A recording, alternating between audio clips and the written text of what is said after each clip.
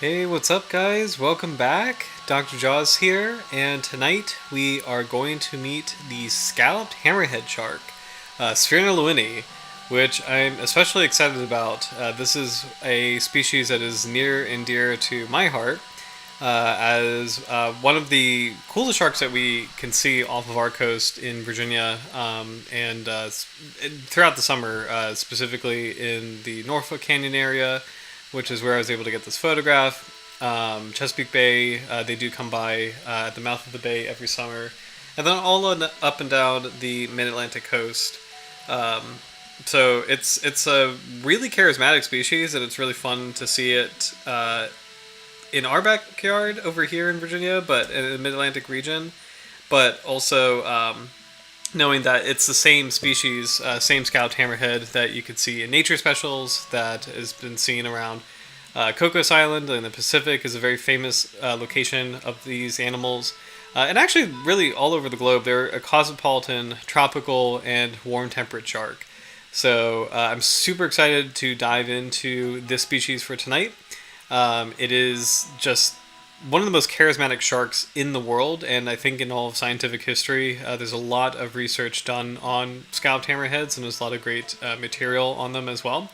So tonight we're going to dive into the scalloped hammerheads, basic biology, a couple pieces of footage here and there of this species, and then some science, or some really interesting science related to their nursery areas and just kind of how these sharks move, and maybe some social behaviors too. I know the last episode that we have lemon sharks, we were talking about shark social behavior, and scalloped hammerheads are definitely one of the probably one of the most studied species as far as social dynamics as well. So they're really cool for research in the sense that they're found very close to the coast typically, and there's a lot of like areas where like nursery areas where you can actually have some great research and great studies on the juveniles of the species. So I think without further ado, we'll dive in and learn more about this shark. So, and I have a couple of really cool things pulled up. So not only just what we can find as far as what's available online, but again, just some personal photos and video taken just from my encounters with the species. So I'm excited to share that with everybody tonight. So I think diving in first, we'll take a look at our good friend Florida Museum of Natural History, just the general profile of scalloped hammerhead, and we'll kind of go from there. So scalloped hammerhead, Sphyrna lewini, named for the scallop-like cephalofoil or hammerhead that these large sharks have. So as we've learned from other hammerhead species, the cephalofoil, right here. This is a unique feature to this family of sharks that it serves a lot of purposes at once. So for one thing, the cephalofoil greatly expands the area of the ampullae lorenzini, so the special sensory organs that these sharks, all sharks use, and all sharks have them, but these are the electro-sensing organs. And for hammerhead sharks, including the scalloped hammerhead, the larger head and the wider area is thought to help the shark detect prey in the seabed, and it kind of is like a metal detector. So it's kind of like a more heightened sense of electromagnetic sense for the ampullae lorenzini, just being more concentrated here. So that's one advantage of the cephalofoil. The other is lift. So what's kind of cool about these sharks is, and we've seen this in other hammerheads, but the cephalofoil acts as like a second pair of fins. So you can actually see that hammerhead sharks have proportionally smaller fins, pectoral fins, than other shark species, and that's because the cephalofoil is actually kind of generating lift. So the fins don't need to be as strongly developed as in other shark species just because the cephalofoil is doing some of that work. And then the final thing that the cephalofoil kind of does or helps with is that because of its shape, it allows the shark to turn very sharply, very quickly, and these sharks are able to do tighter turns than other kinds of shark species, and that helps them cornering really agile prey, specifically stingrays. Like hammerhead sharks are pretty famous as stingray hunters. So, hey, what's up, guys? Welcome back. We got cheese and quackers. We have octopus with no friends. Welcome. I think octopus with no friends, you are new, so welcome to this channel. Quackers saying, "Oh my God, Scalped! I was literally thinking about them today." So cool, so cool. Welcome back. It's good to see you. And I'm really, really excited about talking about the shark today. So let me show before I dive too far into the actual research side of it. This is a scalloped hammerhead that I've seen in Norfolk Canyon. So I just for Octopus with No Friends, I live in Virginia, and there's this really cool trip that goes out of Virginia Beach that heads to this amazing place on our coast called Norfolk Canyon. It's about 50 miles offshore, and it's where the continental shelf drops into deeper water. And this has been a really unique area where you have upwelling events and like it's an unusually like very rich area of life where you have upwelling events that churn a lot of nutrients up from the deep, and then you have those nutrients and those currents kind of colliding with the canyon walls and eventually kind of bubbling up to the surface, and it's this hotbed of life. So what's kind of cool is that before you get to the canyon, and let's see if I could pull up a map of this place so I can kind of really paint a picture. So this is actually that's not going to work. This is the range map of scalloped hammerheads in general. I don't think this is going to show me kind of what I want to show as far as how Norfolk Canyon goes. Yeah, it's not going to show it. Let's see if we could get a bathymetric map. NOAA bathymetry data viewer. And I'll put this in the chat because we've used this tool before, but I think it's just extremely cool. So let's see.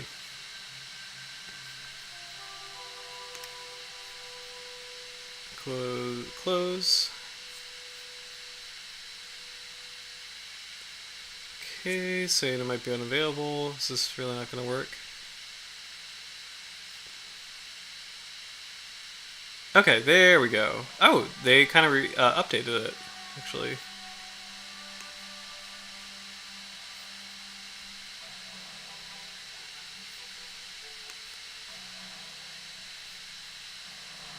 Oh, it's actually really accurate. Sweet.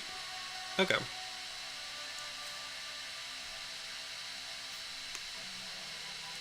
All right. So, and I'm going to post this in the chat so everybody has it, just because it's super cool. Oh, nice! Octopus No Friends. I've been sub for a while. First time at the premiere. Love hammerheads. It's so cool. Thank you, thank you. Also, let me clean this up. Get this out of here. Get this out of here. Okay, great. So this is a bathymetric map. So it's kind of like underwater topography. So this is the Virginia seacoast. Here is the entrance to the Chesapeake Bay, which is one of the most productive ecosystems in the world. It's very, very high biomass in the bay here. Then when you kind of get out to this zone, this light blue area, this is kind of like a nutrient. I don't want to say it's a nutrient desert, but it's very low productivity area, a very low nutrient area. So you don't really see a lot of wildlife here. Like there's still animals and stuff, but once you get here, this is where Norfolk Canyon is. It's this really cool underwater canyon that goes deep into the twilight zone and eventually to the midnight zone. And the water that collides into this wall and the nutrients that are being brought up via upwelling in this area, this creates a huge hotbed of productivity. So you see a lot of amazing animals, and just on like on my trips alone, I've seen humpback whales, minke whales, hundreds of common dolphins, like literally hundreds. Like no exaggeration. It is like literally living an episode of Blue Planet. It's such a really cool place. Pilot whales, puffins, sunfish, like ocean sunfish. We've talked about Rudy Tours before, but shout out to Rudy Tours. They're really the primary operator that goes out to the canyon, and it's just such a cool trip that they do. Based out of Virginia Beach, they're fantastic. But shark-wise, they have seen basking sharks, dusky sharks, and then fortunately hammerhead sharks, including this one. So this is a scalloped hammerhead from Norfolk Canyon, and this is a pretty sizable individual. I want to say they're about like maybe 10 feet long, maybe 11 feet long. It was a pretty good size, and just the photo won't be able to capture it, but just gorgeous bronzy color. There was a group of about 3 or 4 of them that were swimming near the surface, and fortunately, we actually do have some footage just to kind of get a sense of what it looks like. So you can actually see the hammerhead's fin poking out of the surface here. There we go. So you can actually kind of see the shark. We were like so thrilled, and the water is just gorgeous. It's like this deep navy blue, very very clear, and it's an amazing adventure. Oh, there's the second hammerhead. I actually didn't see the second one. Hold on. Let's see if we can do this. Sorry. Now it's kind of fun. Again, this is all original footage. This is not anything on YouTube. This is so the first hammerhead is here. The second one is up here. Hold on, he's coming back into the frame. There's a second hammerhead shark right here. It's kind of hard to see, but you'll see his fin right there poking out. It's so cool. Anyway, very proud of that. It was one of my favorite wildlife encounters ever. Has been with scalloped hammerhead sharks. They're just really incredible animals. Now this is not my footage, but this is a kind of more of a classic view of scalloped hammerhead sharks. So again, these are the most charismatic of the hammerheads. If you've seen a nature special talking about hammerhead sharks, it's usually this species. It's extremely well studied. It used to be very populous. It's now a critically endangered species, unfortunately, but they're famous for gathering together in huge aggregations. So I'm going to rewind because this is a great example of what these massive schools look like. And they're a really great example of sharks that tend to school together. So we think of dogfish and smoothhounds being sharks that like to travel together. Other sharks tend to be solitary, like tiger sharks and white sharks. But the scalloped hammerheads, they really like to be in groups. So really cool animals.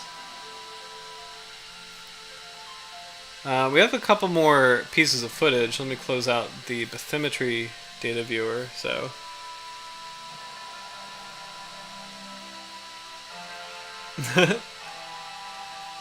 catching up on comments. Went to school for marine bio at UNE Maine.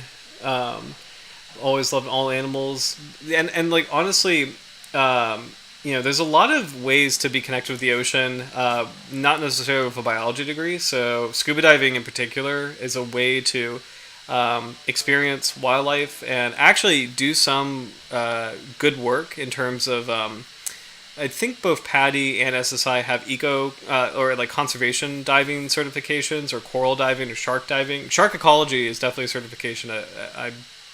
I forget if PADI or SSI offers that, but some of the major dive operators offer that. So, and I say that because I just saw your comment, Octopus, where a lot of people, they may not, they want to be working with the ocean, but they may not do the science route, and that's totally cool. There's a lot of ways to do awesome work and actually, be a citizen scientist and, just go on adventures and report findings of what you see. One of my favorite citizen science projects is actually in the Chesapeake Bay. It's Chesapeake Bay Dolphin Watch, where you go out looking for dolphins, and you can actually log where you've seen them, if you're on like a beach trip, if you're on the boat or something, and you actually contribute to a data set that is very helpful for scientists just understanding the movements of these animals and just kind of how their populations work. So,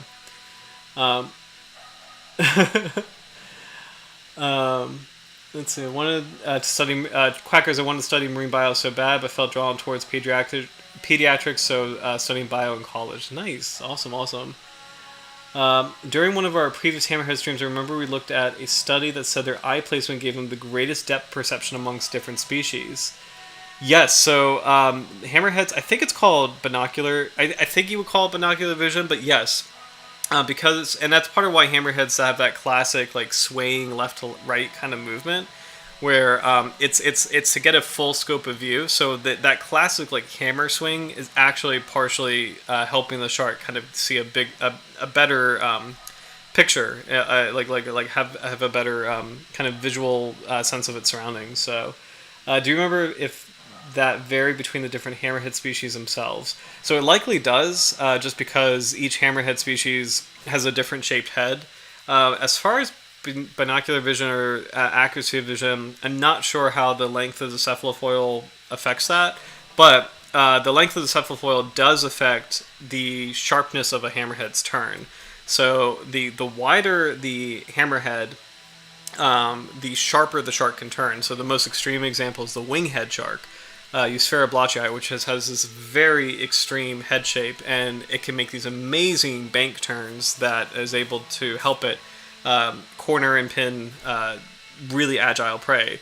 Probably the weakest turn would probably be like a bonnethead shark, which has that classic kind of shovel-shaped head that is not as extreme as the other species. I would say great hammerheads are probably the next most extreme as far as just how wide their cephalofoil are. And scalloped hammerheads and smooth hammerheads and Carolina hammerheads now, they're all very similar in terms of their head shape. So some more shots of scalloped hammerheads. So we got a really cool little shot of a scalloped hammerhead near a baited remote underwater video survey. Great little shot of how quickly it can turn. So I'm going to rewind and slow that down because that's actually a really good example of what we're talking about. It was lightning fast, but let's make this very slow. Here we go. So shark heading in one direction. Look how quickly and easily it's able to make that turn.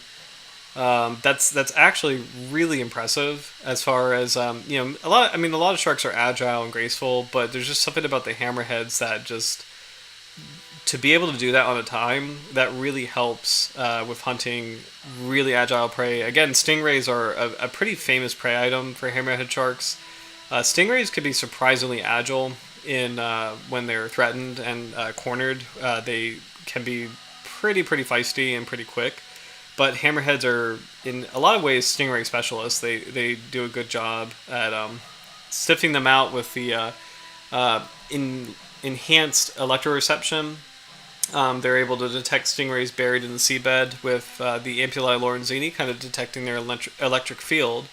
I think hammerheads can use their cephalofoil to pin stingrays down to kind of help prevent them from escaping.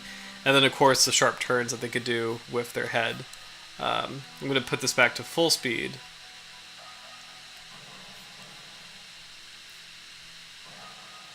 It's just effortless how fast these sharks are. It's just so cool. Another shot of a scalloped hammerhead shark. Now, in the field, these are extremely difficult sharks to tell apart from other species.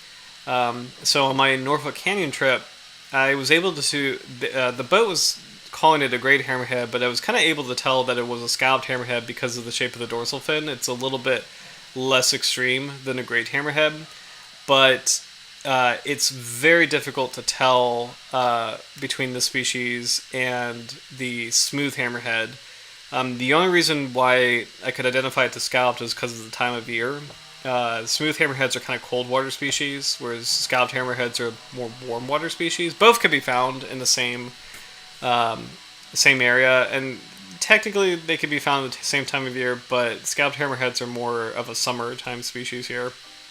And smooth hammerheads can, they like kind of slightly cooler water than scalloped hammerheads. So scalloped hammerheads are unfortunately impossible to tell from Carolina hammerheads, the new species that was only identified via genetics.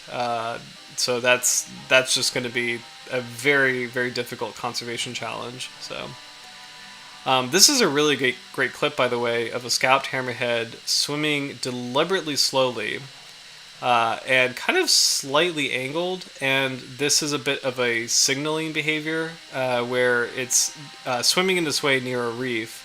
And it's sort of a signaling behavior to attract attention of fish that may help clean parasites off the shark's body.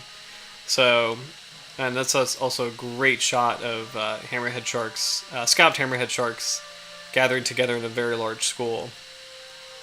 That's a really big individual, actually. It's really cool. And a female individual, too, so this is a pretty large female.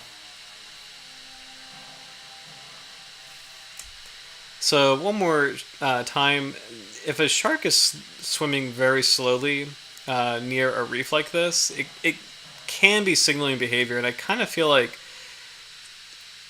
just the way the head is kind of angled related to the body, I do think the shark is signaling for cleaning. Um, there's little hints here and there, just like the angle of the pectoral fins, and again, swimming deliberately very closely to a reef and slowly around a reef usually is a signal for cleaning behavior. Now, one thing we have to check as we kind of learn more about the species tonight is I believe, like many sharks, hammerheads school in sexually segregated schools. Like they will either collect as large females, mature males, immature of either sex. So I think we had to just double check how they do that. But I'm pretty sure that hammerhead sharks, like many other shark species that do school, they do very specific groupings. What a great profile, by the way. You can actually kind of see from this angle. There's many things that make hammerhead sharks so unique and a little odd. So proportionally, they have smaller mouths relative to other large carchariniforms. They have huge dorsal fins, which unfortunately has led to a lot of trouble, where these fins are highly valued in the shark fin trade, which is really terrible, and is a big contributing factor in terms of why they're critically endangered. Again, you have the unmistakable cephalofoil. So we talked about how it helps with maneuverability, it helps with lift, and binocular vision, but then also a larger array of electrosensing organs in the cephalofoil. So, and then finally, the pectoral fins are proportionally a bit smaller than other shark species of the same size. So, in many ways, they're gorgeous sharks, and they're just unusual in their appearance in so many ways.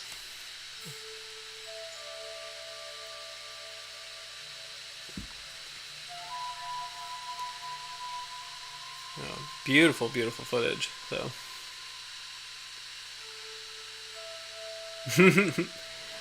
love this comment, Quackers. Oh, this is great. An octopus. Great hammerheads are among my favorite shark species, up there with the great white. Both are fantastic picks. Quackers usually can't answer when people ask what my favorite species is. Oops, hold on. No, I don't want to add. Here we go. But lately I've been really drawn to the broad-nosed seven-gill. Is also a really good pick. What's kind of funny is that a lot of people ask me what my favorite shark is, and I don't really have an answer. I guess I have two answers. The first one is I love all sharks, and they're all amazing. So these are also great clips, by the way. They're all amazing, so it's really hard to pick. But my second answer is I'm very drawn to sharks in my backyard, and this being one of them. So scalloped hammerheads do come by our coast every summer, so it is one of the favorites, and it does have a very special place in my heart personally, just because it's it's hard to encounter sharks unless it's a very there's a lot going on. This is a great example of parasite feeding behavior. So butterfly fish and other reef fish cleaning parasites off the shark. That's actually great. So, it's hard to encounter sharks in not tropical water is a little bit easier to have experiences with sharks. Temperate water, depending on where you are. At least on this coast, there's not a lot of great dive opportunities. So anytime I get to meet a shark in the wild, I'm super excited about it. And related to that, hammerhead sharks, it's one of the species I was or scalloped hammerhead is one of the species I've fortunately been able to meet in the wild, and I'm just so thrilled and so honored to have been just sharing the same space with the species. It's just such an amazing animal. So it has a special place in my heart. So I guess I have three answers. I love all sharks, but I have a particular fondness for sharks in the Virginian marine ecoregion, and then finally, the sharks that I've met in this ecoregion are I'm especially fond of. So hammerheads are very much up there for me. Scalloped hammerheads are up there for me.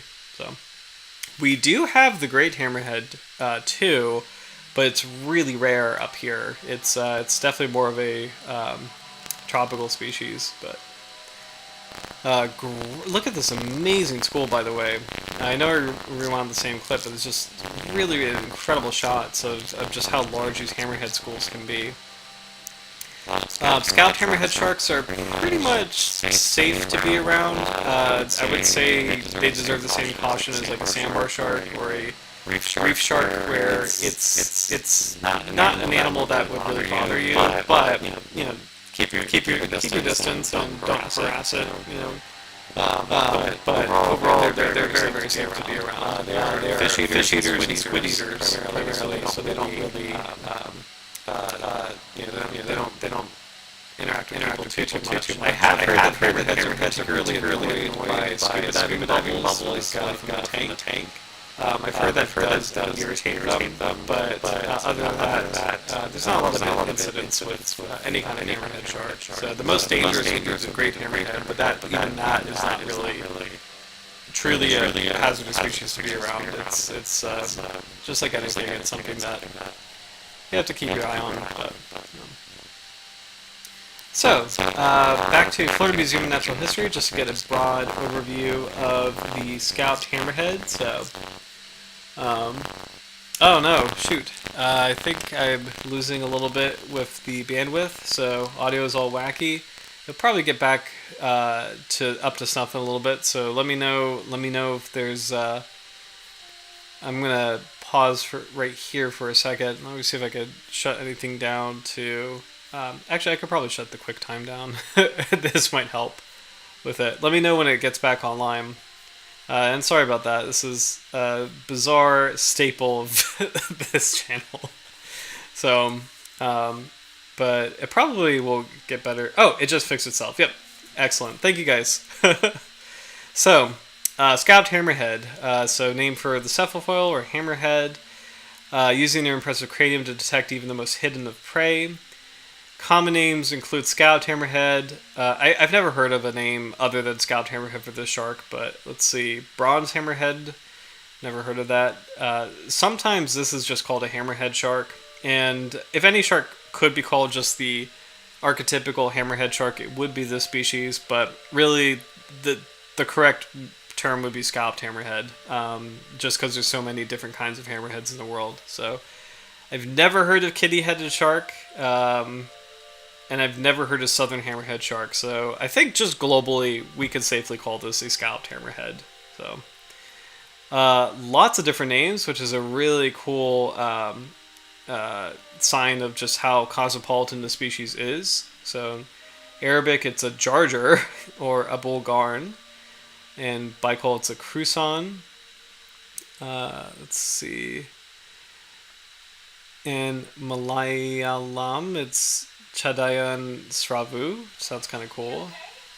And then in Spanish, it is a cornuda, morfilo, a pez martillo, a tiburon martillo. So lots of cool names for the species. So importance to humans, the scalloped hammerhead is commercially fished in addition to being sought after. So this is actually maybe a bit outdated. It is now not legal to fish for hammerhead sharks. We're looking at Florida fishing regulations, but typically state regulations reflect federal regulations, at least in the United States. Usually as far as sharks go, they're kind of aligned. So it used to be legal, but now it's not legal to hunt for hammerhead sharks or fish for hammerhead sharks, which is great because it is a critically endangered species. So these sharks are amongst the most sensitive of sharks and the most vulnerable of sharks, and we'll learn about that in a second. This species' tendency to aggregate in large groups, making capture in large numbers on long lines, bottom nets, and trawls even easier. This has led to complete die-off of populations in certain areas. Species is highly regarded for its fins. Hammerhead fins have represented up to 5% of the fin market in China. This 5% comprises up to 2.7 million scalloped hammerheads and smooth hammerheads. The remainder of the shark is used for vitamins and fish meal. Scalloped hammerhead pups reside in shallow coastal nursery areas, making them quite vulnerable to fishing pressures. So we'll dive more into the conservation in a little bit. Overall, I know I've said this before about hammerhead sharks, but they are one of the most critically endangered groups of sharks ever, because they are uniquely adapted to constantly swim through the water column, and they need to keep doing that in order to breathe. And when they get hooked, they don't have a lot of room for mobility, or if they get caught in a net, they don't really have a lot of room for mobility. And with that, they very easily tire out, and they very easily perish in that kind of setting. So they last about an hour or two on the hook, which is really, really horrible. And a lot of other sharks, they can last longer. I think bull sharks can last 4 to 5 hours on average. Nurse sharks can last up to 14 hours, which is kind of wild. But the fact that those sharks can last longer means that there's more of an opportunity for, if a fisherman accidentally catches one of those sharks and then checks the hooks later and realizes, oh, this is a mistake, they can dehook a bull shark or dehook a nurse shark, and both sharks will be okay. But for a hammerhead shark, if a fisherman doesn't check back in an hour or so, it usually will die on the hook, which is really sad. So bycatch is an extremely big issue for this species, and then also deliberate hunting for their dorsal fins is a major issue for the shark. So those are two big parts as far as why it's a critically endangered species. In better detail, and this is really sad because it's one of the most charismatic sharks in the world. It's everybody knows the species. Everybody knows hammerhead sharks. They've seen nature specials on them. They've read books on them. Like, it's the same hammerhead shark that we've grown up with, right? So it's really a tragedy that's critically endangered, and we're going to read about why, and we're going to read about conservation efforts, because it is getting attention, which is good. But I'm going to take a quick drink of water. So, the scalloped hammerhead, Sphyrna lewini, is a large coastal and semi-oceanic pelagic shark that is circumglobal in warm temperate and tropical seas, from the surface and intertidal zone to depths of 1,043 meters. The global population structure varies between males and females. Males move across ocean basins, while females only move regionally. I actually didn't know that. I didn't know that females will be concentrated in certain areas and males will cross basins, and meaning like they will go from one side of the Atlantic to the other, or one side of the Pacific to the other. The species is caught globally as target and bycatch in pelagic, commercial, and small-scale longline, purse seine, and gillnet fisheries, and is retained for the meat and fins. The scalloped hammerhead has undergone steep declines in all oceans, with some signs of stabilization and possible recovery in response to management only in the Northwest Atlantic and Gulf of Mexico. So, shout out to United States, and it might be just the United States, and the only reason I'm saying that is I think their northern range ends at Massachusetts. Let me see. Let's see where the map is. Yeah, so it actually not even Massachusetts. It ends at Connecticut. So shout out to American fishery policy. And I'm saying that deliberately only because I sing Australia's praises a lot, because Australia does a lot of fantastic shark work. But it's nice to see that, okay, because the United States was one of the earliest shark management plans, and I believe it was the early 90s when that was really implemented. So it's really great to see, okay, there's some benefit for a very critical species now, which is great. So the scalloped hammerhead has undergone steep declines in all oceans, with some signs of stabilization and possible recovery in response to management only in the Northwest Atlantic, which that would be the east coast of the U.S., and Gulf of Mexico. So that would be, shout out to the United States and potentially Mexico. I forget Mexico's shark management plan, but it's really cool to see that in this region, the shark might be doing okay, or relatively okay. The weighted global population trend estimated median reductions of 76.9 to 97%, with the highest probability of greater than 80% reduction over 3 generation lengths and is therefore assessed as critically endangered. It's a huge, staggering depletion of the species. Yeah, hammerheads, unfortunately, they're one of the most heavily impacted sharks. But let's learn about what we're doing. Like, what are things that are being implemented to kind of help save the species? The success of actions agreed through international wildlife and fisheries treaties depends on implementation at a domestic level. For sharks, such follow-up actions have to date been seriously lacking. In 2010, the International Commission for the Conservation of Atlantic Tunas, ICAT, prohibited retention, transshipment, landing, and sale of scalloped hammerheads and other hammerhead species for ICAT fisheries operated in the convention area. There are exceptions for local consumption in developing countries, provided the CAP catches meet catch data reporting requirements and ensure fins are not traded internationally. The Western and Central Pacific Fisheries Commission designated the scalloped hammerhead as a key shark species in 2010, but is yet to adopt hammerhead catch limits. Several proposals to ban hammerhead landings and or set regional hammerhead fishing limits through the American Tropical Tuna Commission have been defeated. The Indian Ocean Tuna Commission has yet to act on a 2018 scientific advice to adopt scalloped hammerhead fishery management measures. In 2012, the General Fisheries Commission for the Mediterranean banned retention and mandated a careful release of scalloped hammerhead and 23 other elasmobranch species listed on the Barcelona Convention Annex II.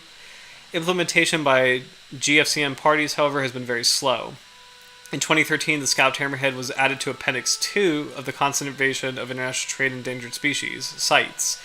So site sharks, we've talked about Appendix 2 site sharks before, but this is probably the most, I don't want to say the most, the most prominent. I would say sites, if a shark is on the site list, it's the most prominent in terms of conservation attention. So it's great that the scalloped hammerhead is on that list. It requires CITES parties to ensure that exports be accompanied by permits based on findings that parts are sourced from legal and sustainable fisheries. In 2014, the scalloped hammerhead is listed on Appendix 2 of the Convention of Migratory Species. It's also very prominent, which reflects parties' commitments to work regionally towards conservation. The species is also covered by the CMS Memorandum of Understanding for Migratory Sharks, which is aimed at facilitating conservation. To allow recovery, it is recommended that all scalloped hammerhead retention and landing to be prohibited, at least as long as the global population is classified as critically endangered or endangered.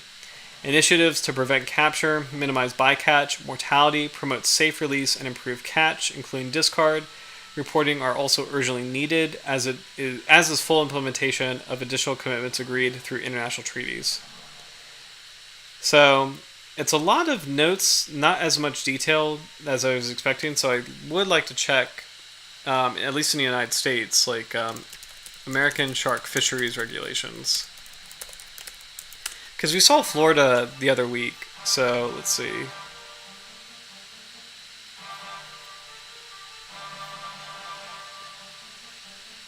I just saw your comment, Quackers. Just more for my Dr. Jaws cyborg theory. Shark management laws. An overview of the U.S. laws in place to conserve and manage sharks. Here we go. Okay.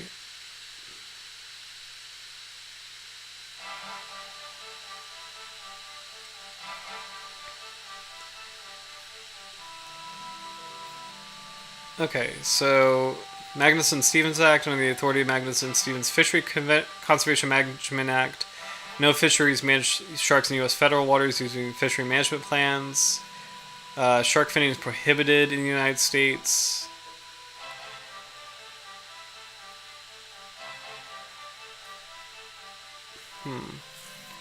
I thought there was a list of protected species. Let's see.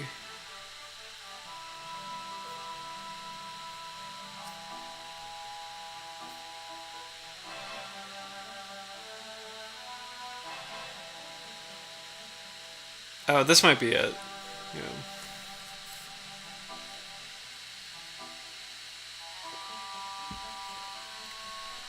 Okay. Let's see.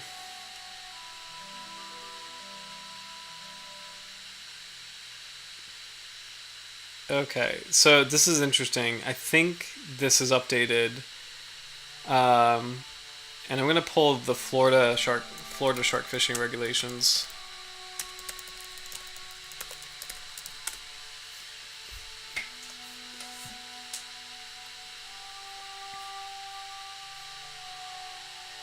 Okay, prohibited sharks. Here we go.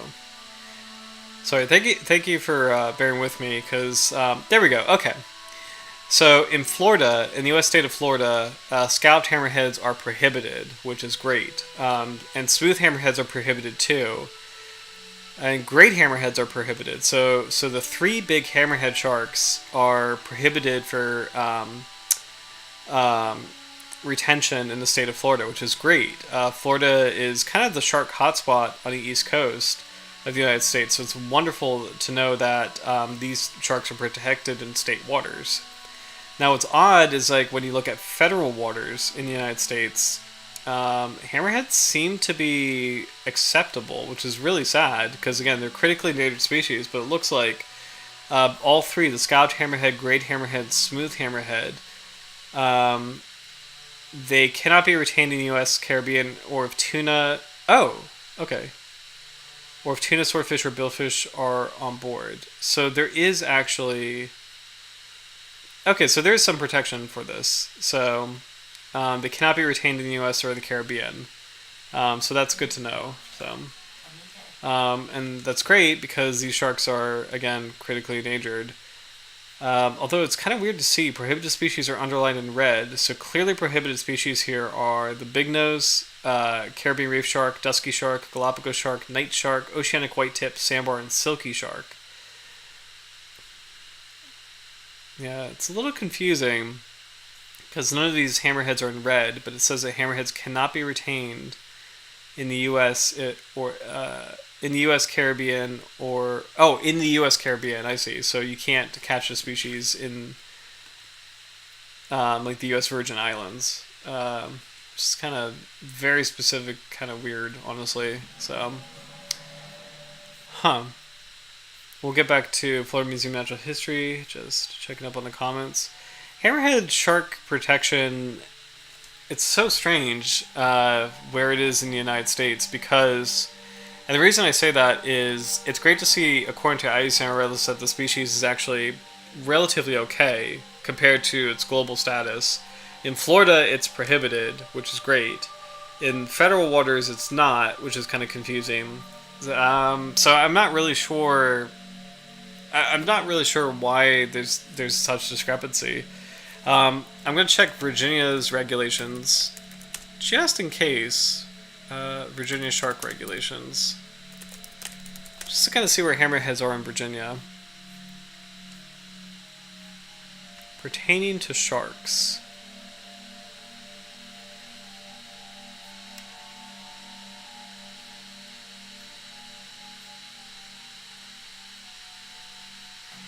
Okay, prohibited sharks. None of the hammerheads are prohibited, Virginia. This is quite sad. Commercially permitted hammerhead sharks means great hammerhead, scalloped hammerhead, smooth hammerhead. So it's really interesting. So Florida says it's prohibited. Virginia says it's okay. The federal government says it's okay. Globally, it's a critically endangered species. But when you look at the total picture, it seems to be stabilizing and potentially recovering in the Northwest Atlantic, which is the United States.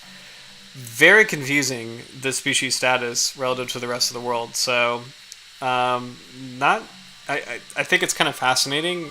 We'll put a pin in that for now, but I just think it's really interesting how complicated the approach is to scalloped hammerhead sharks and hammerheads in general. So, let's see.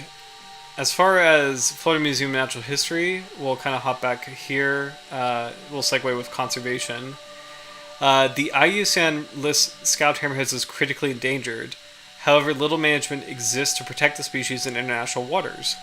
Due to their migratory schooling behavior, large groups can be harvested in a short time, making them even more at risk from fishing pressures. While likely a great number are also bycatch, different species of hammerheads are sometimes difficult to identify by fishermen, resulting in insufficient data on bycatch's true impact on the species. As we've seen, hammerhead sharks, or scalloped hammerheads, are cosmopolitan. They could be found pretty much in the tropical and warm temperate belt around the world. In terms of where they specifically live, this is a coastal pelagic species. Is often found near continental and insular shelves, as well as neighboring deep water. They have been recorded at depths of 275 meters, and they've actually been recorded much deeper than that. So I think there's literally one or two examples of a hammerhead shark entering the midnight zone, which is kind of wild. Additionally, they've been observed close to shore and even entering estuarine habitats as well as deep offshore waters. Scalloped hammerheads spend most of the day closer inshore, moving offshore to hunt at night.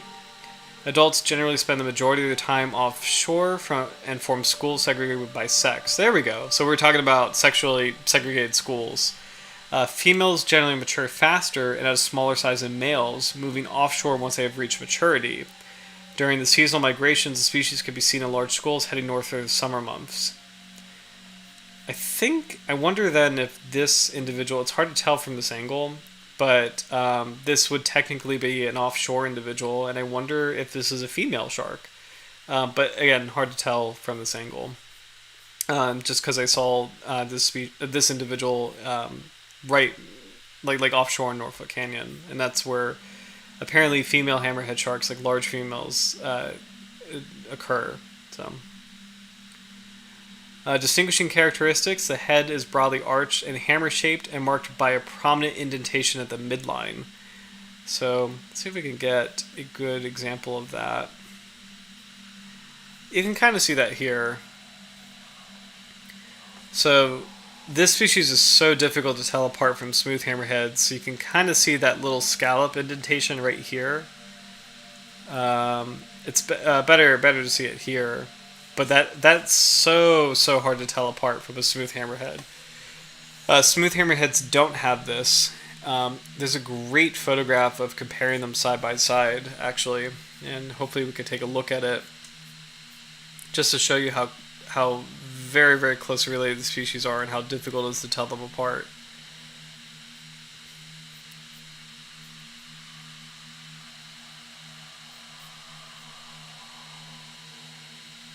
Okay, yeah, actually, this is not the photo I'm thinking about, but this will kind of show you. So the shark on the left is a smooth hammerhead, and the shark on the right is a scalloped hammerhead. Again, very, very difficult to tell apart. Smooth hammerhead will have indentations on the side, but the interior part of the cephalofoil is smooth, whereas scalloped hammerheads have indentations on the side and also a central indentation here. So this is literally the only feature to tell these two species apart. And then again, the Carolina hammerhead looks exactly like the scalloped hammerhead, and it's just genetics that will tell them apart, which is very, very problematic.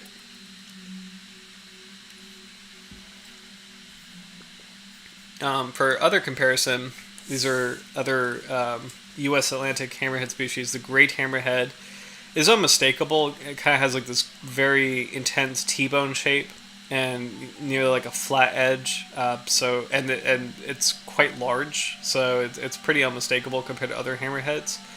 And then the bonnethead shark is also unmistakable because it has a shovel-shaped head.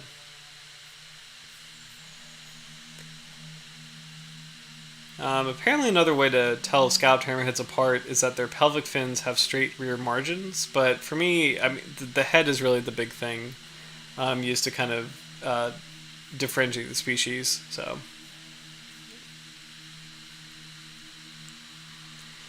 biology: scalloped hammerhead is distinguished from other hammerheads by the indentation located at the center of its laterally expanded head. As well, smaller notches line the broadly arched hammer, giving them a scalloped head. Let's see.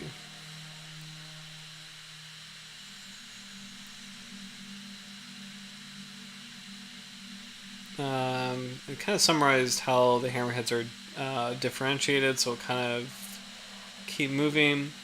Coloration for scalloped hammerheads: their brownish gray to bronze or olive on the dorsal, with pale yellow or white ventrally. Juveniles have dark pectoral fins, lower caudal and second dorsal fin tips, while adults have dusky pectoral fin tips with no other distinctive markings. This is kind of cool. Pups have been reported to tan in the shallow waters of their nurseries, darkening in color. That's actually pretty interesting. Maximum size is 219 to 340 centimeters, 7 to 11 feet for males. 296 to 346 centimeters, so nearly 10 to 11 feet for females. There are additional reports of larger individuals reaching about 14 feet.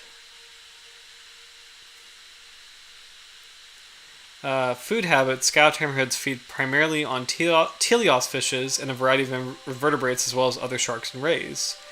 Common prey includes small schooling fishes such as sardines, conger eels, many reef fish species, squid, octopus, crustaceans, as well as smaller sharks or lazarynx such as blacktip reef sharks, angel sharks, and stingrays.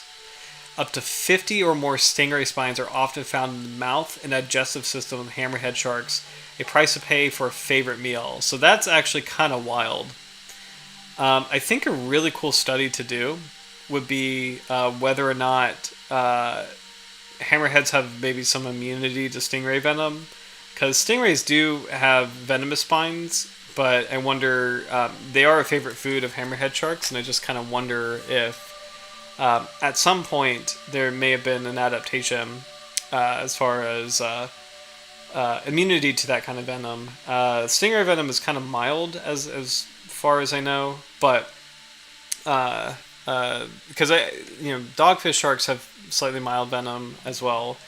I don't think I've heard of anybody, we talked about stingrays recently in our ray special, and I know we talked about famously Steve Irwin was impaled by a stingray barb, but that was kind of a freak accident. I think outside of that, I've not really heard of an incident of a person actually being poisoned by stingray venom. I don't think it's as strong. There's definitely examples of marine venom out there, like stonefish venom or pufferfish. I guess pufferfish is poison, but stonefish venom,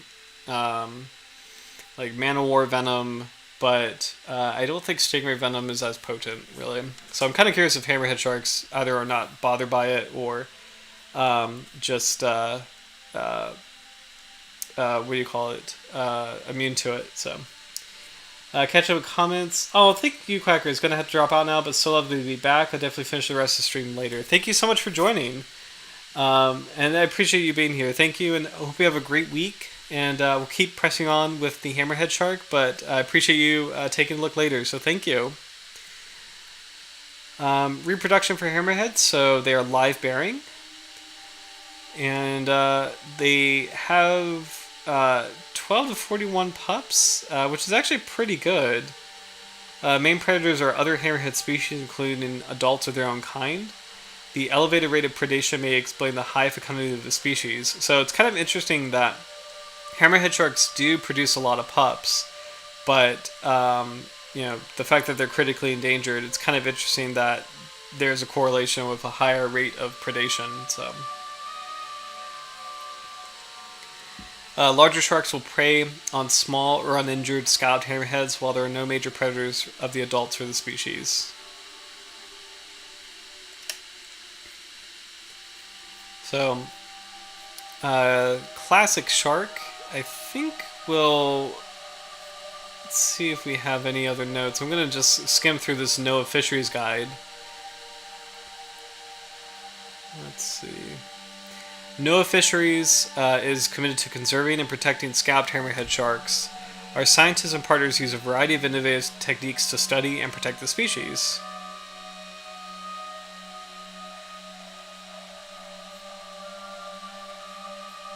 Nice little illustration here of a scalloped hammerhead, though it's looking a little bit too straight.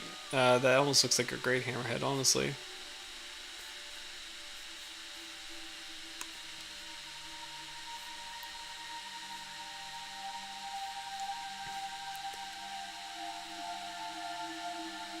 Scalloped hammerhead shark Eastern Pacific distinct population segment and Eastern Atlantic distinct population segment are listed as endangered. And the Central and Southwest Atlantic and into West Pacific are listed as threatened under the Endangered Species Act. Interesting. It's interesting that the Northwest Atlantic is not listed as endangered. I'm not sure what that's about. So, huh.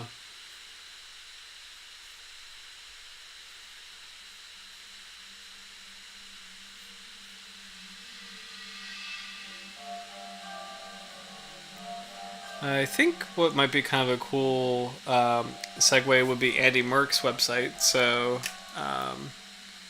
Sphyrna, lewini, elasmodiver.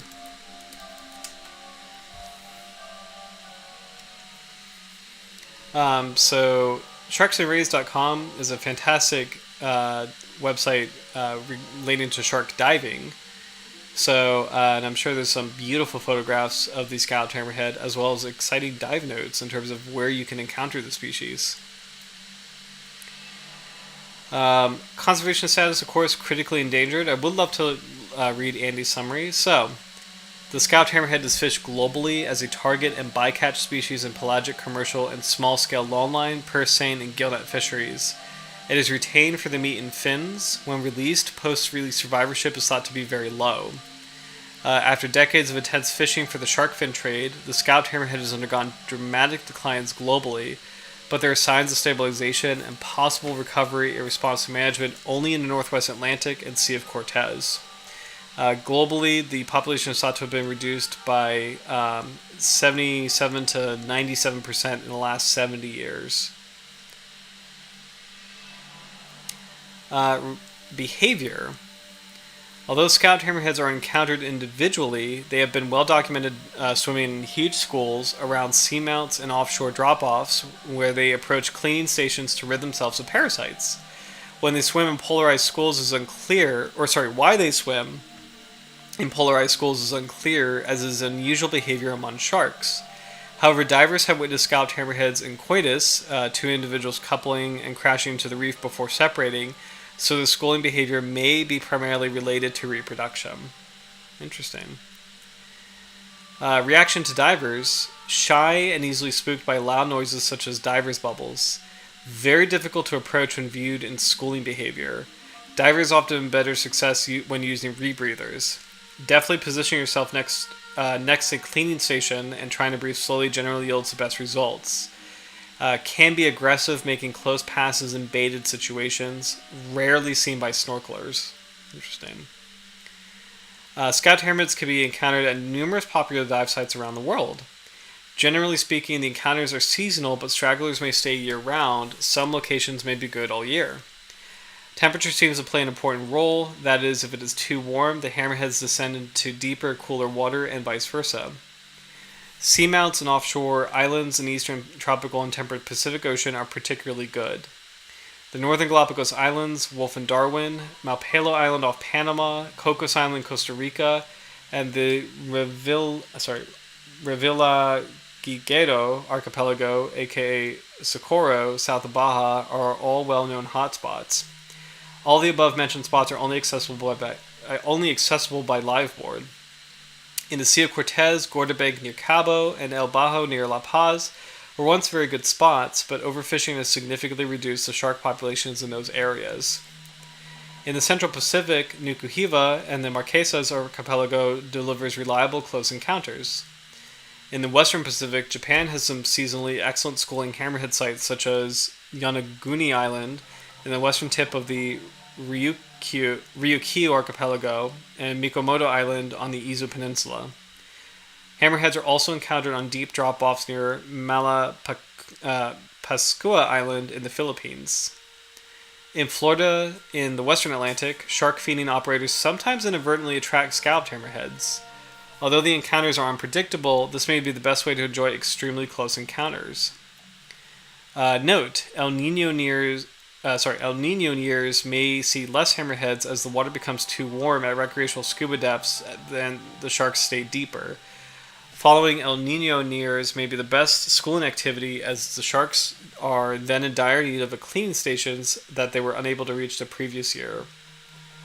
So that's actually really, really cool that sharks are very or shark, depending on the species, sharks could be very not sensitive to temperature, but temperature dependent. So it's actually really cool that the sharks will rather stay in the cooler water and avoid shallow water reefs, and then they kind of accumulate all these parasites, unfortunately, and they'll move back up to shallow water once the temperature is right, so that they can access those cleaning stations again. That's such a cool kind of sequence of behavior. It's so interesting. Some great photographs by Andy Merck, is a excellent photographer or excellent shark photographer. But here is an amazing collection of hammerhead sharks here. So in this shot alone, there's 1, 2, 3, 4, 5, 6, 7, 8, 9, 10, 11, about 20 to 30 individuals, which is really remarkable. And you can easily see this will be a school of probably like hundreds of sharks. Great shot of 2 hammerhead sharks in a cleaning station.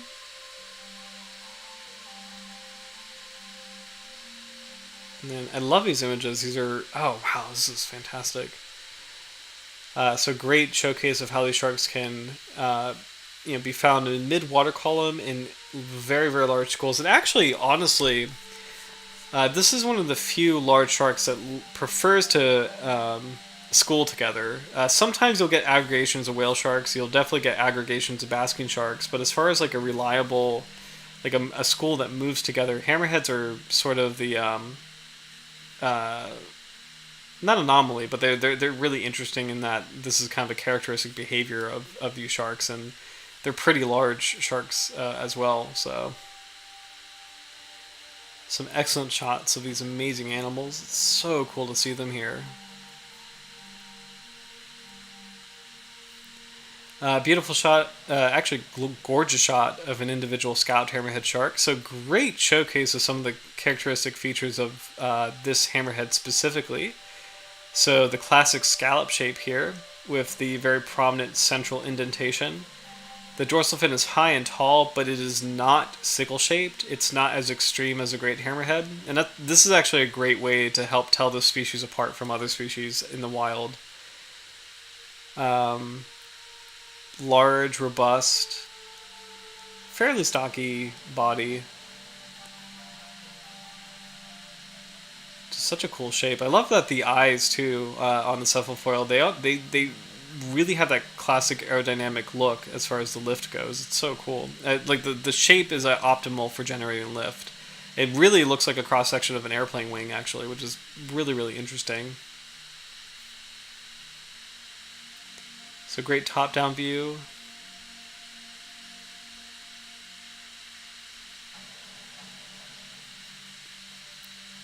These are all excellent photos of scalloped hammerhead sharks. So very, very cool work by Andy Merck. The first description of the species from 1834. So it looks like it's a small individual that was preserved, but it's kind of amazing to see this illustration. Nearly 200 years old is like the first encounter and first description of this species formally.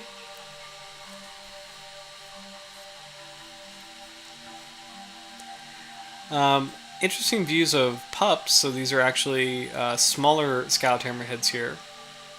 You could just kind of tell by the relative proportion of the fins to the cephalofoil that these are juveniles.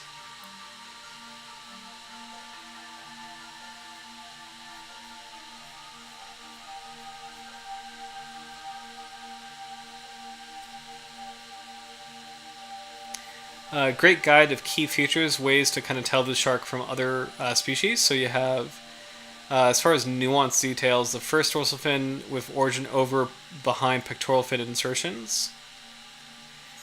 Free rear tip in front of the pelvic origins. Second dorsal fin and pelvic fins low.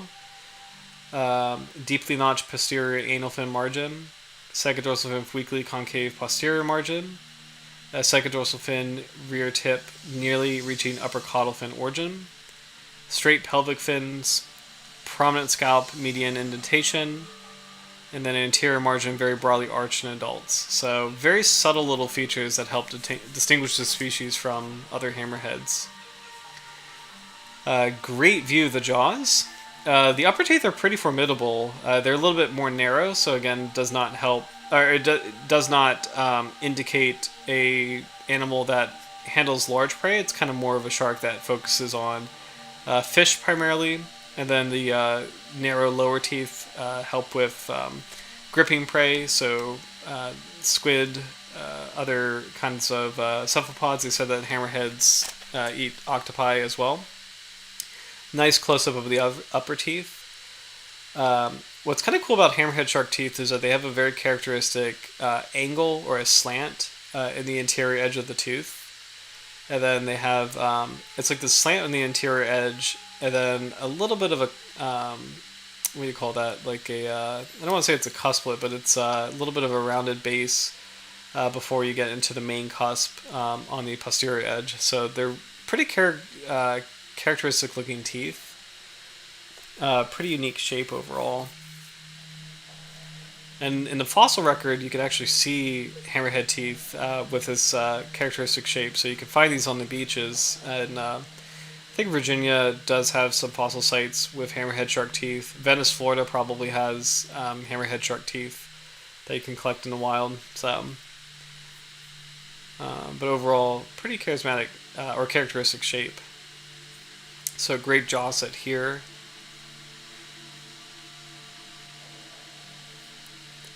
It's cool to see that the upper teeth are a little bit more flattened and a little bit more blade-like than the lower teeth. Like the lower teeth are a little bit spikier. The upper teeth are more like saw edge, like saw shape, which is so cool. So upper teeth will be for slicing prey, and the lower teeth are for impaling prey.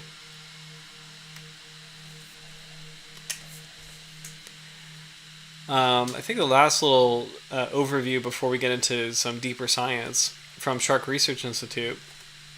We got some great illustrations by Mark Dando on scalloped hammerhead, so kind of showing, again, the prominent features, the scalloped or the indentation at the anterior edge of the cephalofoil, given that classic scallop shape.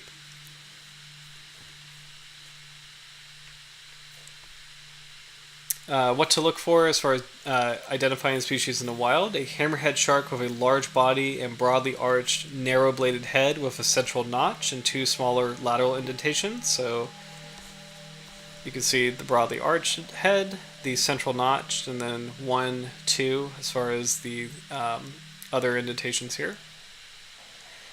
Light gray to bronzy above, white below in color, with duskier black tip pectoral fins. Dark blotch on the lower caudal fin lobe. At birth, the shark is 1.4 to 1.8 feet, or 42 to 55 centimeters. Males mature at 4.6 to 5.4 feet, 140 to 165 centimeters, and females mature at approximately 212 centimeters, or 7 feet. Maximum length is to 12 to 14 feet, so 3.7 to 4.2 meters. These sharks prefer to be over continental insular shelves adjacent to deep water. They can range from the surface to more than 902 feet, or 275 meters deep, but are often close inshore and enclosed bays and estuaries. Juveniles mainly stay inshore. Many scientists believe, like passenger pigeons, scalloped hammerhead sharks may only breed when they form large aggregations. Interesting. These sharks aggregate in huge numbers, making them extremely vulnerable to commercial and illegal fishing. They are migratory, schooling, coastal pelagic, semi-oceanic species that travels within the exclusive economic zone of many coastal nations. So this is one thing that makes the shark critically endangered, unfortunately, is one country might have a good conservation policy, but another country won't. And with such an enormous range, I'm going to zoom back out to show the entire range of scalloped hammerheads. It's just really difficult where these sharks will cross ocean basins. They will be in different parts of the world, and one country might have really good management measures, but another country won't, and that just makes it really challenging to reliably protect the species and predict where it may be, or not predict where it may be, but protect the species, where you have to have, you have to have multinational protection, which is hard to coordinate and enforce. So. Prey, bony fishes, sharks, rays, and invertebrates. Reproduction, scalloped hammerhead sharks have long gestation periods, 8 to 12 months, and bear litters of only 14 to 26 pups. That's actually pretty good relative to other shark species. They are seasonally migratory and are also schooling sharks. They are a coastal pelagic and semi-oceanic shark as well. It's kind of interesting. I want to read the Shark Research Institute guide on the species. So, scalloped hammerheads are endangered globally. In the southwest Atlantic, they have declined by up to 90%, and those in the northwest Atlantic have declined up to 98%, according to fisheries surveys. No regional fisheries management organization monitors take of the species, and management of international trade of scalloped hammerheads products is virtually non-existent. Scalloped hammerheads, great hammerheads, and smooth hammerheads are all CITES Appendix 2. The three species comprise about 6% of identifiable fins entering Hong Kong yearly, which leads scientists to estimate that 1.3 million to 2.7 million scalloped and smooth hammerhead sharks are slaughtered annually, which is horrible. Prior to COP15, which is the convention relating to CITES regulations, the United Nations Food and Agriculture Organization also determined scalloped hammerhead sharks met the criteria for an Appendix 2 listing. Like all species of sharks, approximately 10% of the population are adults. The remaining 90% are juveniles. Interesting. So that's actually a really scary statistic, meaning that arguably the most valuable part of the population, which are adults and specifically adult females who could reproduce, they're the minority of the sharks that exist today. So that's actually really concerning as far as long-term health and future of the species.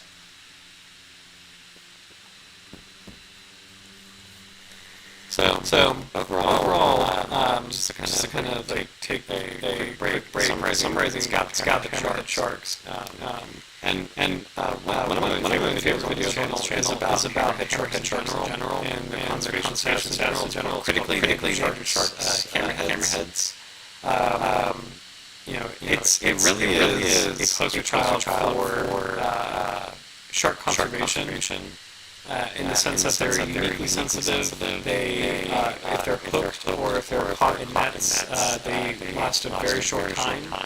But also they're hunted deliberately for their dorsal fins. They're poached deliberately for their dorsal fins, which is really terrible. And even though they do reproduce a lot of pups, the amount of fishing that occurs for the species, because it's a shallow water species that aggregates in large schools, and there's not a lot of coordination in terms of like how to manage the species and regulate trade on the species. It makes sense that it's critically endangered, and it's really a very, very critically important species to focus on in terms of conservation. So as far as there's plenty of research on it, really. So as far as like a species for that would be great to advocate for, and a species that would be great to draw attention to in terms of its conservation plight, scalloped hammerhead is probably near the top of the list. So it's definitely a shark that needs our help as far as ensuring its survival, and that requires coordinated efforts and a deliberate, reluctance to fish for the species, and a deliberate resistance to fishing for the species. So it's really a shame, just kind of what's happened to it, and hopefully that North Atlantic population, the Northwest Atlantic population, is kind of giving a little bit of hope, and hopefully we can kind of continue that trend in terms of helping the species and helping ensure its overall survival. So as far as research, let's see. There was a really cool paper I wanted to take a look at. So this one, Ocean Basin Genetic Structure. Shark tagging. I don't think it's this one.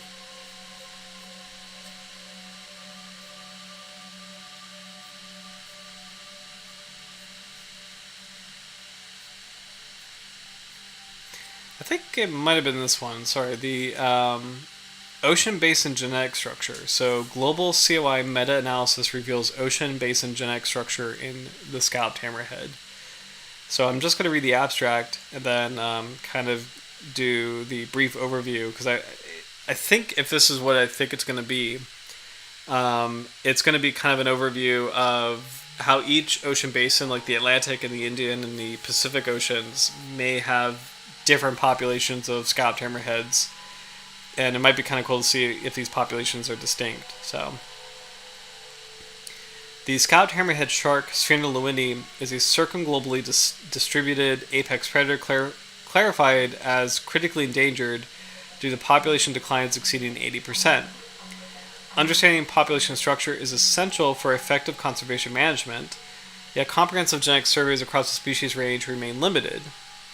We conducted a meta-analysis of all publicly available cytochrome oxidase 1 (COI) sequences for the family Sphyrnidae from the Barcode of Life database, or BOLD, applying a hierarchical analytical approach that examined haplotype clustering patterns across all hammerhead species.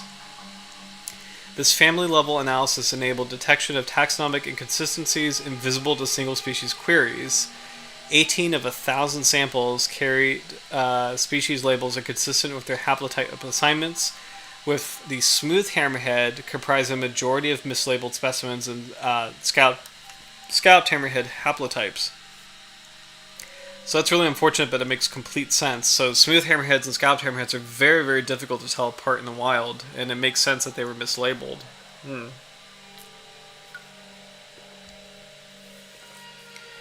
Among 595 confirmed scalloped hammerhead samples, we identified 4 haplotypes forming 2 distinct phylogenetic groups, with 95 to 96% sequence identity across a 184 base pair COI fragment. Geographic analysis of 65 scalloped hammerhead samples with precise coordinates revealed pronounced ocean basin scale segregation. Haplotype group A predominated in the Indian Ocean, Atlantic basins, and South Pacific, while group B is centered in the Western Pacific. So this is cool. So there's two population groups of scalloped hammerheads. It's so cool. Country-level metadata for all 595 samples support this pattern, with Indonesia harboring both groups consistent with the position at the Indian-Pacific biogeographic boundary. The rare haplotype restricted to the North Atlantic include depositor notes indicating possible cryptic species. These findings reveal ocean basin scale partitioning in scalloped hammerheads, with implications for defining management units in this threatened species. So this is published in 2026, and it's interesting that there is a potential cryptic species, because we know that the Carolina hammerhead was recently described and recently separated from the scalloped hammerhead. So I don't know if the cryptic species is another Carolina hammerhead or if this is something entirely new. So let's see. Right now they have scalloped hammerhead, smooth hammerhead, winghead shark, great hammerhead, bonnethead, small eye hammerhead, and then I want to say Sphyrna corona is a scalloped bonnethead. I could be wrong about that. Let me double check. Sphyrna corona. Yep, scalloped bonnethead. So, kind of confusing English name.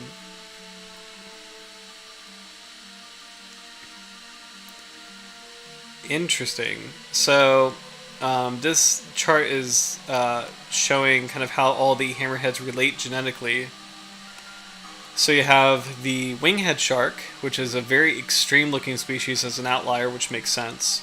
You have the great hammerhead, which is also kind of extreme, as kind of the second level outlier, as smooth hammerhead out here. And then you have the scalloped bonnethead, the bonnethead shark, and the small eye hammerhead down here. Apparently, you have 4 types of scalloped hammerhead. So, and they've named these H1, H4, H15, and H2. And you can see that there's 2 different branches of these 4 types here. So, are these different species or are they just different populations? It's a very interesting research question overall.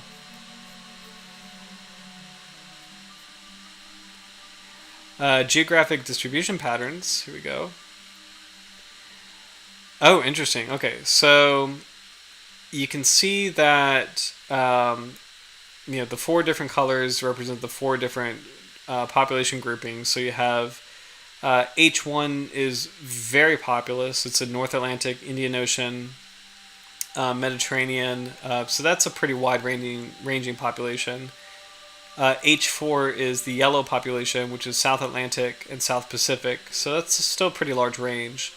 H2 is the purple population, which is the Indian Ocean, South Pacific, and South China Seas. The rare one is the red one, H15, which is in the off of Florida and Cuba, and it could be the Carolina hammerhead, or it could be another species entirely, which is kind of interesting to think about. I'm actually curious if they talk about the Carolina hammerhead, Sphyrna gilberti. Okay, here we go. The family Sphyrnidae has emerged as a notable example of cryptic diversity among elasmobranchs. The Carolina hammerhead, Sphyrna gilberti, described from the western North Atlantic, is currently distinguished from scalloped hammerhead only in the number of precaudal vertebrae, yet is genetically divergent with a confirmed range from North Carolina to Florida. These species hybridize in symmetry, with genomic analysis revealing first-generation hybrids and backcrosses along the U.S. Atlantic coast. Similarly, the shovelbill shark, I've never heard of this, the shovelbill shark, Sphyrna aleni, was recently described from the Caribbean following recognition of cryptic genetic divergence with the bonnethead complex. This marks the second divergence within bonnethead sharks, following the species recognition of the Pacific bonnethead shark, Sphyrna vespertina.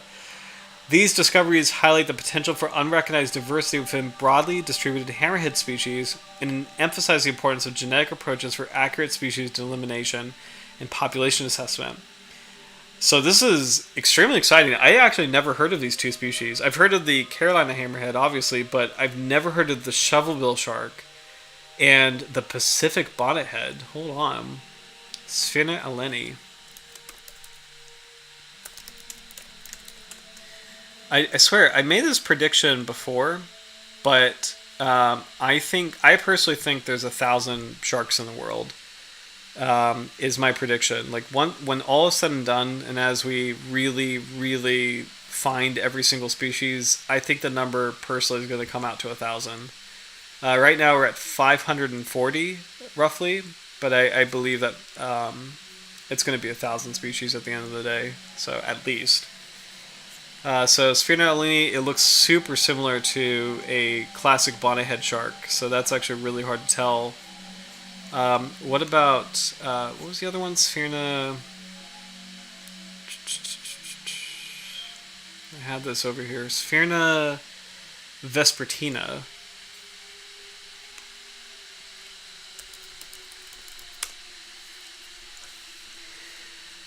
So the Pacific bonnethead, again, it looks very, very superficially similar to the bonnethead shark.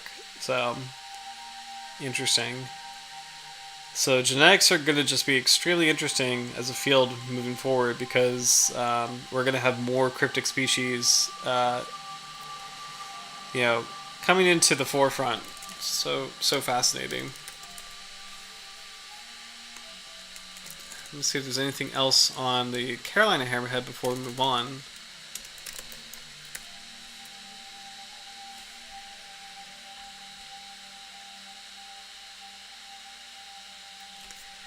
Several cryptic hammerhead species described in recent years, notably Sphyrna gilberti and Sphyrna aleni, are not represented as distinct taxonomic categories within BOLD, which is the genetic library that they were using.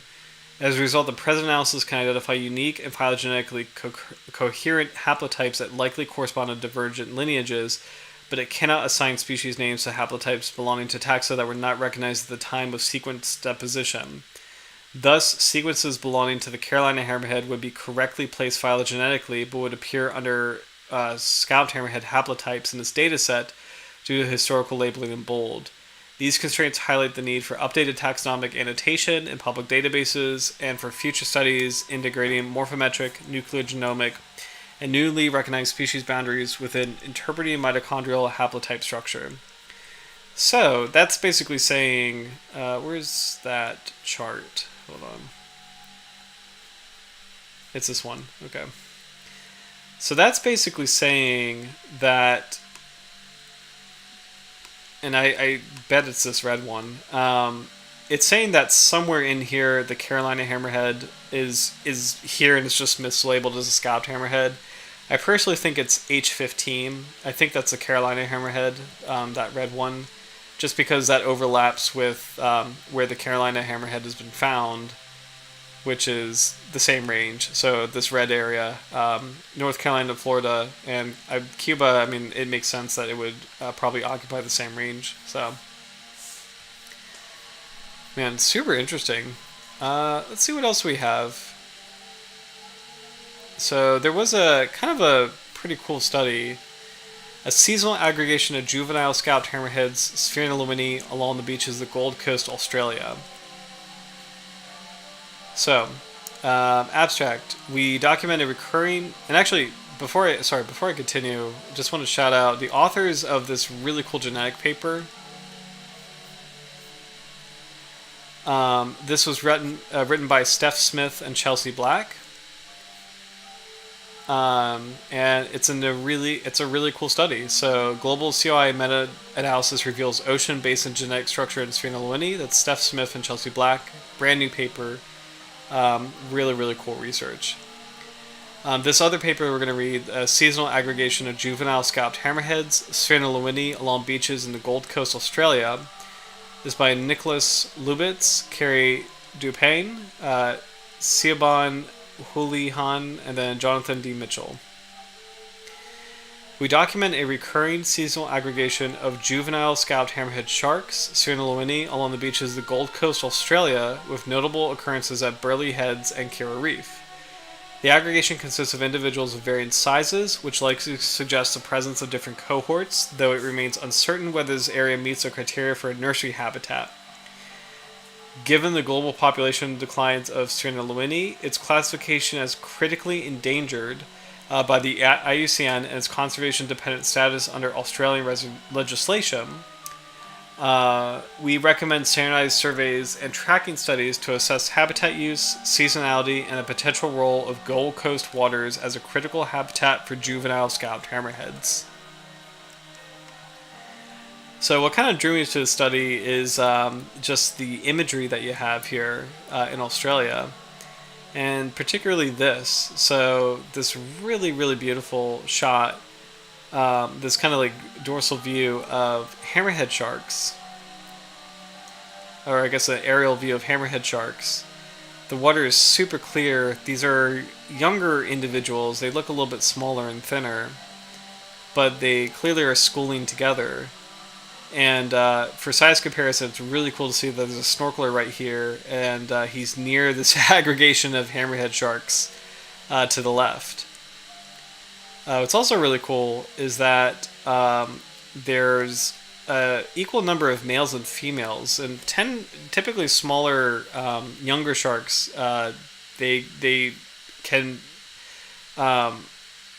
what's the word? Like they could school together, whether they're male or female. They are.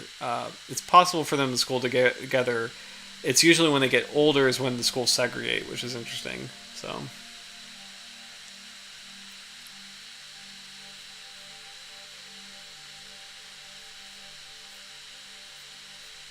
Let's see if any other notes here. Not so much, so we'll kind of keep going.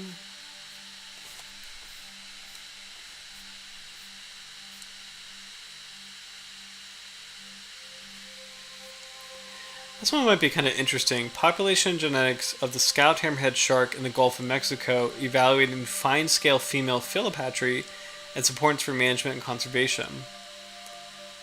So this is by Maciel Alfonso Gonzalez, Alexander Lalanes Quevedo, Adian F. Mar Silva, Raul y Lara Mendoza, and Panadro Diaz James. The scalloped hammerhead Sphyrna lewini is a large coastal pelagic shark species that inhabits tropical and subtropical waters around the world. It is listed as critically endangered by the International Union for the Conservation of Nature. In the present study, we used 9 nuclear microsatellite DNA markers and sequences of the complete mitochondrial DNA genome to estimate the diversity and genetic structure of scalloped hammerheads in the Gulf of Mexico, and to assess whether the genetic evidence supports philopatry within this geographic area.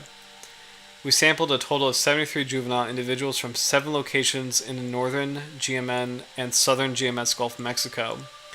Our results indicate low genetic diversity in the Gulf of Mexico population compared to previously studied populations, which could be related to the origin and colonization of the species.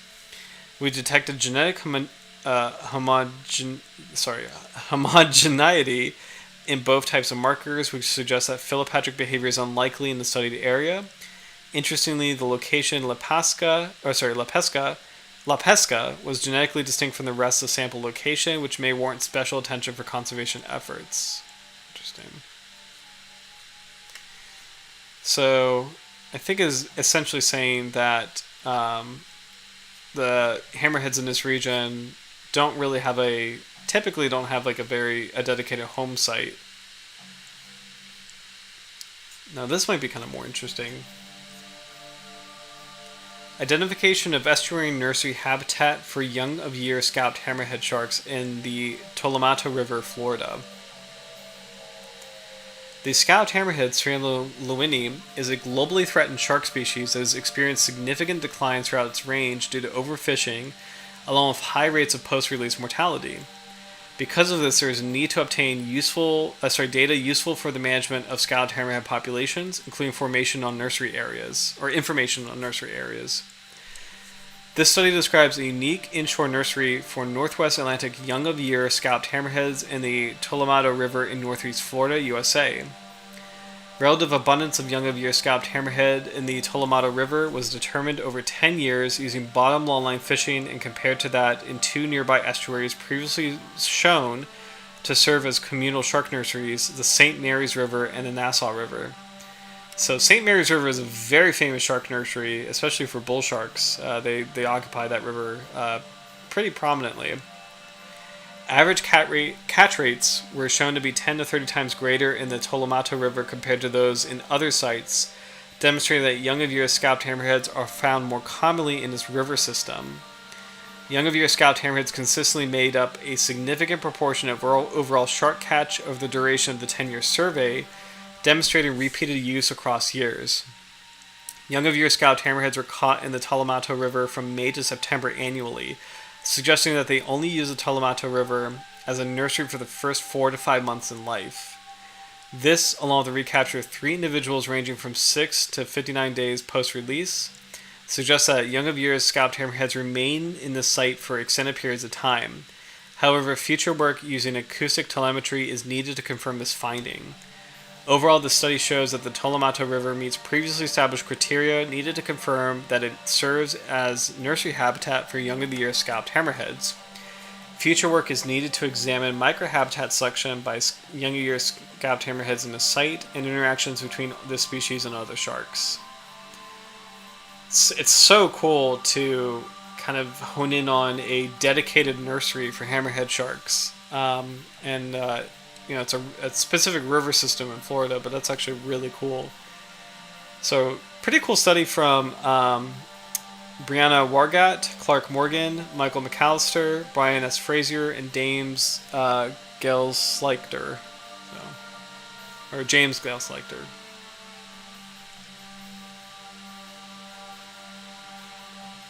Let's see.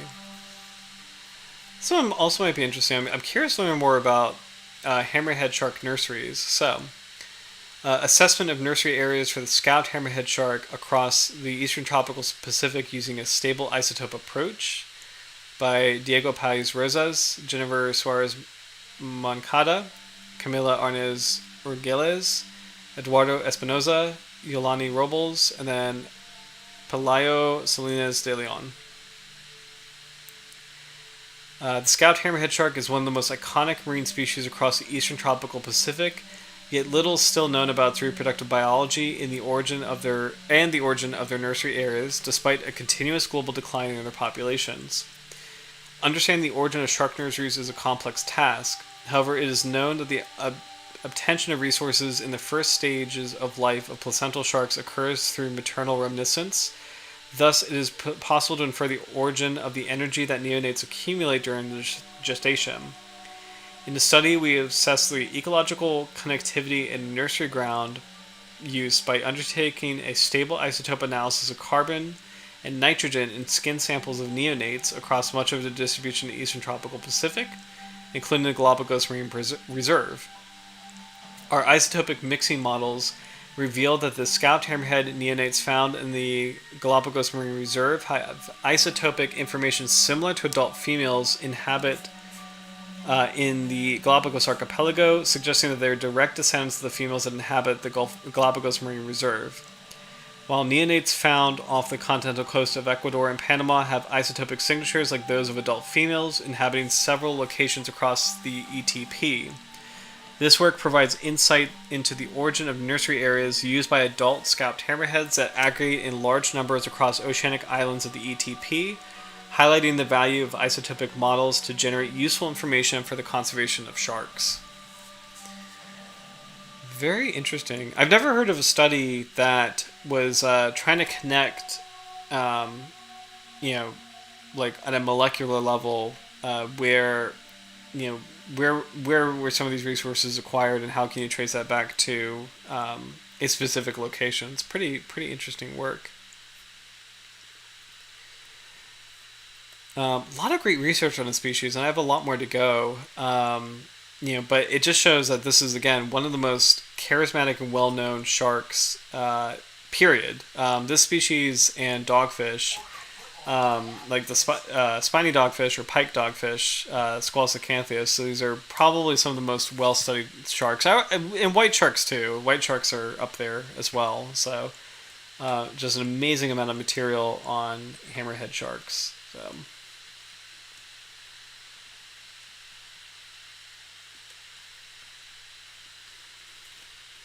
See. Local diver knowledge reveals decline in scalloped hammerhead sharks, Sphyrna lewini, at seamounts in the southwestern Gulf of California. It's by Catherine A. Ayers, Frida Lara Lazardi, Callum M. Roberts, Walter Pisco Limones, Peter Klimley, Salvador J. Jorgensen, Felipe Gavan Magana, Mauricio Hoyos Padilla, and James T. Ketchum. The Gulf of California is a marginal sea that has seen widespread species declines due to fishing.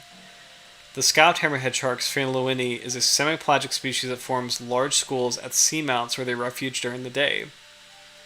El Bajo Seamount off Espiritu Santo Island and Las Animas Seamount off San Jose Island in the southern Gulf of California are long-established scuba dive destinations for observing scalloped hammerheads. In this study, local scuba diver knowledge was used to determine changes in scalloped hammerhead school abundance over a 50-year period between 1970 and 2020.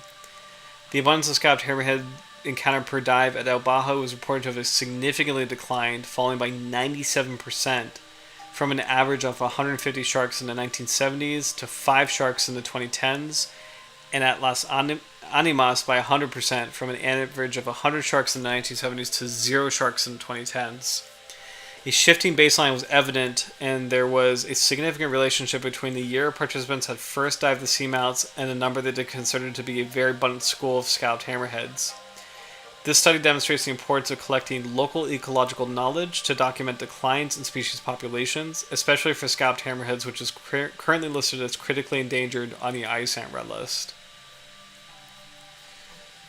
Man, so it's a very research-heavy night, but it's great to see these intersections of, we're seeing studies on identifying nurseries, we're seeing genetic studies in terms of like how the populations move and interact with one another, and then we're seeing more like anecdotal studies of, recording dive encounters of the species, and the fact that that can be an indicator of overall population decline. And it's actually very scary and very eerie that in the same period, the diver knowledge and the diver observation is that scalloped hammerheads declined by 97%.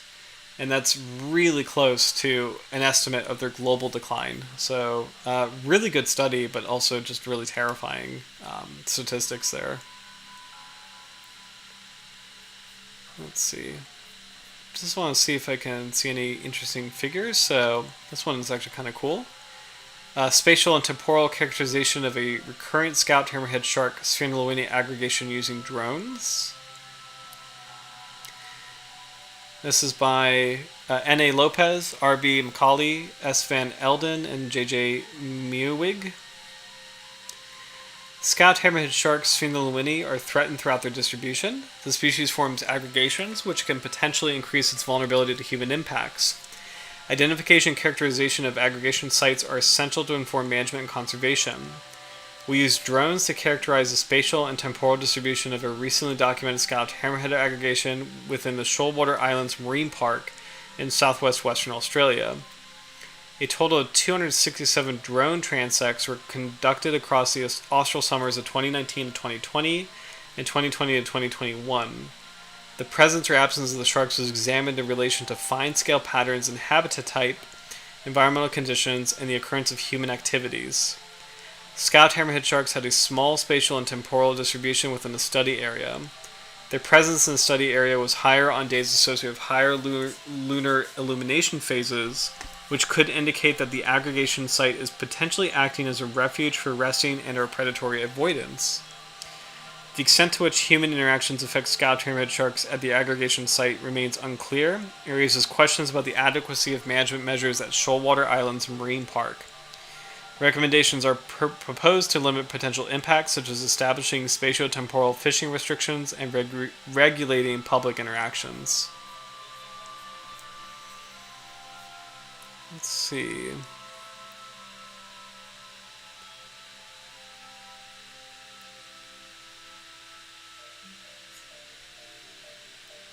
Alright, so figure A on the left is a composite figure showing A, the SIMP with detailed management zones. So the blue area is general use, the green area is a sanctuary, and then the purple area is special purpose. The study area is the top the top left white polygon. So this is the study area right here.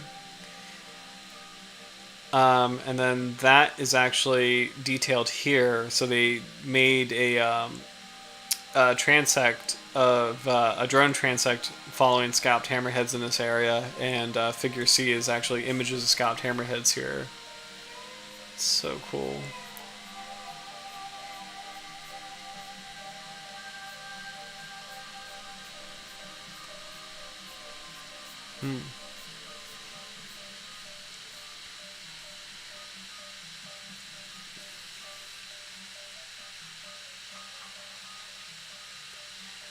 Let's see. There was a couple key words or key phrases that were sticking out to me.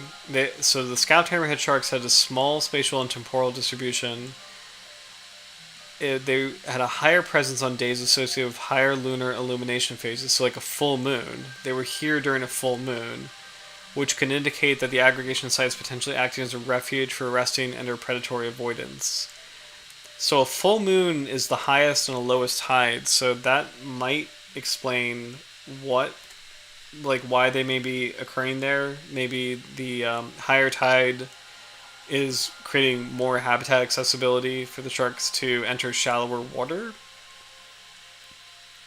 But that's just a guess. It's so interesting that their concentration is correlated with the full moon. A lot of animals actually do that, where they synchronize things with the lunar phases, which is so cool.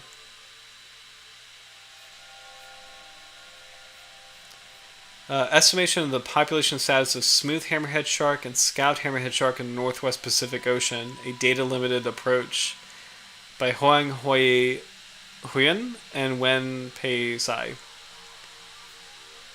While data on fisheries in general may be limited, demographic models provide a valuable tool for gaining insights into population dynamics when a more comprehensive understanding is not feasible. Demographic models may be used in the study of population dynamics because they only require life history parameters. We performed a quantitative population production on the basis of expert knowledge, estimated mortality, and published information on life history of two hammerhead shark species, the smooth hammerhead and the scalloped hammerhead.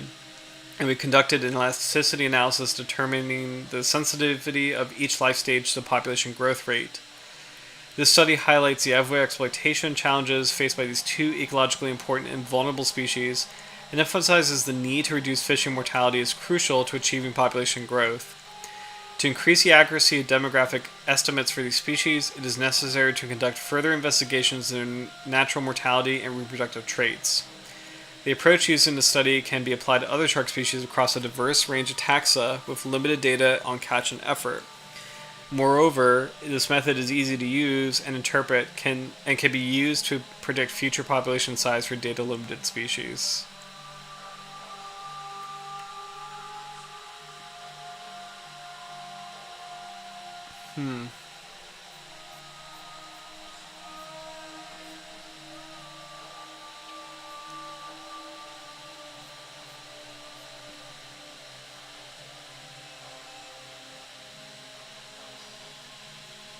Yeah, a lot of great studies on the shark, my goodness. It's like I'm clicking each one to see if there's one I could skip, but really they're all fantastic. So, monitoring threatened species with environmental DNA and open ecological data. eDNA is such an exciting field. So this is basically being able to detect species, whether or not they're actually physically present. Traces of their DNA can be found. It's kind of like a crime scene, or like it's forensics in a weird way, and it's such a cool field. It's a great way to help detect shark species that you otherwise wouldn't be able to observe firsthand or even record on video in a certain part of the ocean. So, local distribution and habitat preferences of scalloped hammerhead sharks, Sphyrna lewini. This is by Alyssa M. Budd, Tom Shills, Madeline K. Cooper, Mitchell B. Lyons, Matthew S. Mills, Mari E. Deinhardt, Agnes Laporte, Roger Huerliman, and Jan M. Strugno. Evidence-based environmental management is urgently required to enable progress towards global conservation commitments. To fill large-scale biodiversity knowledge gaps, governments, organizations, and communities must adopt innovative ecological monitoring techniques. The emergence of environmental DNA, eDNA, survey methods, as well as the increased availability of the in-situ ocean observation and satellite remote sensing data, offers opportunities to overcome significant logistics and financial challenges previously associated with traditional biodiversity monitoring. Here, a 1.5-year-long eDNA survey reveals the spatial and temporal presence of critically endangered scalloped hammerhead sharks in Apra Harbor, Guam. The survey confirms the presence of scalloped hammerheads in the region and shows eDNA detections are most frequent at the beginning of the dry season, in January. Combined analysis of eDNA results with open, freely available ecological data identifies that scalloped hammerhead presence is associated with increases in water velocity, turbidity, and wind direction, as well as decreases in temperature and wind speed. Additionally, the data indicates scalloped hammerheads are most frequent at sampling sites characterized by high turbidity, shallow depths, and large distances from the harbor entrance. Information on local distribution and habitat preferences generated here is fundamental to the establishment of management protocols that aim to minimize negative anthropogenic impacts on scalloped hammerheads in Apra Harbor.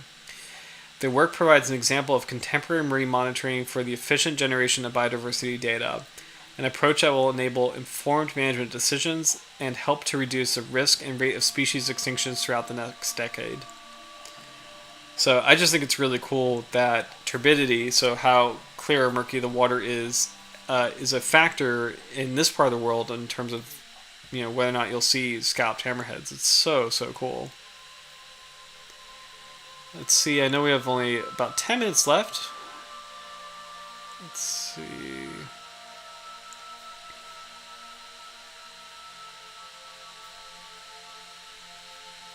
And there's so many really good ones. Let's see. I don't know which one to pick. First descriptions of seasonal habitat use and residency of scalloped hammerheads and Galapagos sharks at coastal seamounts off Japan. I won't read the whole thing, but I'm just going to skim through this. Analysis of the more abundant scalloped hammerhead acoustic data suggests high seasonal residency predominantly from August to November, associated with lower chlorophyll concentrations before sharks then leave the island and return the following summer. Interesting. Residency for scalloped hammerhead sharks were highest amongst those receivers closest to the Kuroshio Current, which produces strong coastal upwelling, which is so cool because I mentioned at the top of the stream that the scalloped hammerhead that I saw in Norfolk Canyon was in an area of upwelling as well. So it's actually extremely cool that in a very different part of the world, this is something that the shark likes. It's so interesting.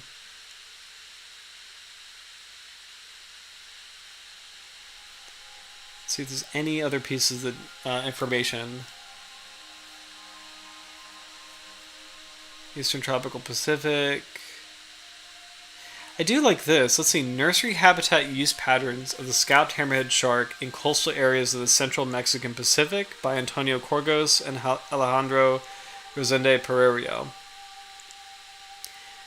This work aimed to characterize the nursery habitat use patterns of the scalloped hammerhead shark Sphyrna lewini in coastal areas of Jalisco and Colima through the birth pattern, space-time distribution, and relationship environmental conditions. Information was combined from three sources: monitoring bycatch from the artisanal fishery, fishery-independent samplings, and acoustic tracking and monitoring. From September 2013 to May 2017, 408 juveniles were recorded.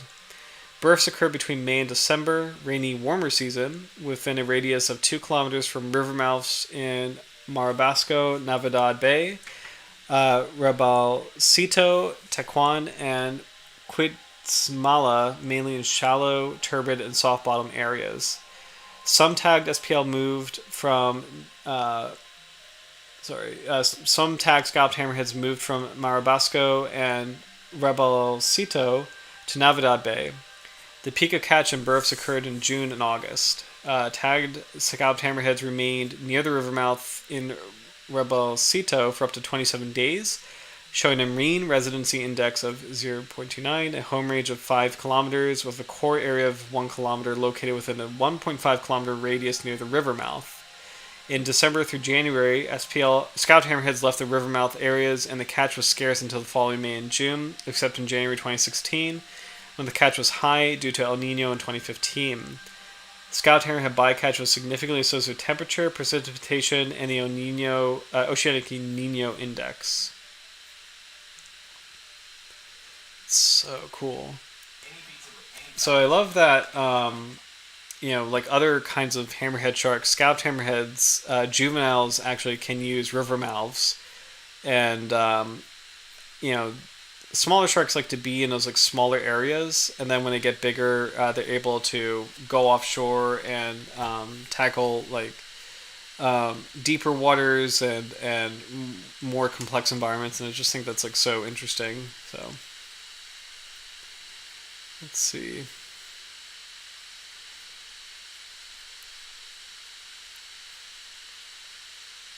Let's see. This study, this might be like a good one to end on, because this is, I don't think this is necessary. Well, this might be kind of a trailblazing study, and I think it'll be a good one to kind of end on as far as like wrapping everything up. There's so much research on the species. This is probably the most science heavy. I wasn't expecting that actually for tonight, that this would be the most science heavy night as far as sharks go. Because scalloped hammerheads, it's such a charismatic species, and there's so much footage on it and so many fun notes about it that I really wasn't expecting to cover as much research as we have. So, but I think this one is a good one to end on. So, observations of a species record deep dive by Central Pacific's female scalloped hammerhead shark by James Anderson, Patrick Rex, Kelsey Maloney, Mark Johnston, Darren Verbeck, Neil Allen, and Kim Holland. And it's very short, but it's really cool. A female scalloped hammerhead shark conducted a species record deep dive to 1240 meters in coastal pelagic waters of Hawaii Island. This extends the deepest known depth range of the species by over 200 meters and highlights the question of the extent to which deep diving activity is mediated by physiological constraints, such as temperature and oxygen availability. So this shark entered the midnight zone. 1,000 meters and deeper is the midnight zone. It actually went a whole, like the sunlit zone is only 200 meters, so it went a whole sunlit zone into the midnight zone, which is kind of wild. Excuse me.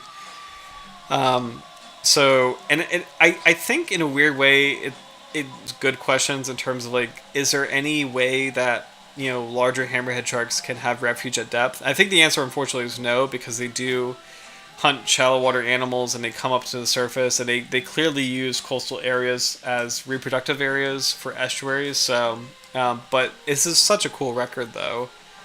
And I wonder if we have any.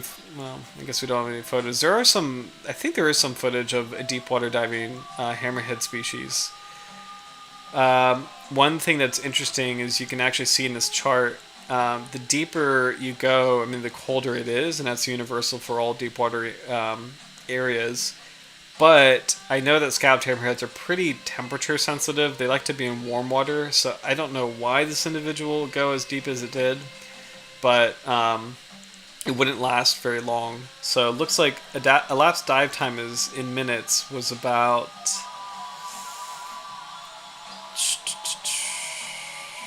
maybe 20 minutes in deep cold water, and that might have been enough for the shark, which is kind of, and that actually is a little bit wild.